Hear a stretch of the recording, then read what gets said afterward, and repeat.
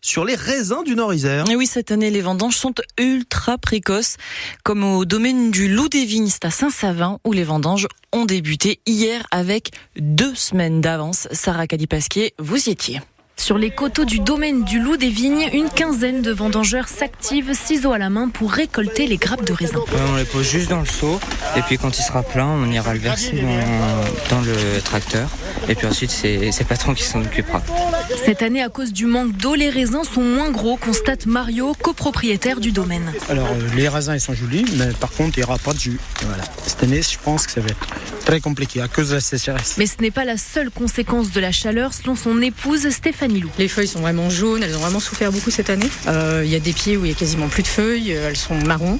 Il y a des raisins qui ont brûlé, donc là on sait qu'il y a quelques pieds qui vont malheureusement crever parce qu'ils n'auront pas eu assez d'eau et trop chaud. Ça fait des raisins qui sont bien plus sucrés et qui dit plus de sucre dit plus d'alcool. Là où les anciens récoltaient des jus à 11,5, 12,5, parfois ils étaient obligés de rajouter du sucre parce que ça ne voulait pas monter assez. Nous on arrive facilement sur le chardonnay notamment à 14 sans forcer. Voilà. Mais il faut aussi s'organiser différemment. Donc, globalement, c'est de plus en plus tôt. On vendange régulièrement fin août, mais là, cette année, c'est vrai que les grosses chaleurs ont fait que le raisin mûrit très très vite. C'est pas plus compliqué d'avoir des saisonniers parce que du coup, on a encore des étudiants qui n'ont pas repris l'école, donc on arrive à avoir pas mal de jeunes. Par contre, peut-être un petit peu moins d'anciens qui ont peur de la chaleur. Et après, pour nous, c'est compliqué dans le sens où on finit mi-juillet, voire fin juillet, le travail vraiment, travaux en verre, de la végétation dans la vigne. Et du coup, il nous reste peu de temps pour se préparer pour la cave. On n'a pas de temps de repos, quoi. Et c'est pareil chez les autres viticulteurs du département. Alors, ils vont commencer aussi plus tôt qu'habituellement. Nous, on est toujours généralement les premiers à commencer. C'est vraiment notre secteur qui est le plus chaud.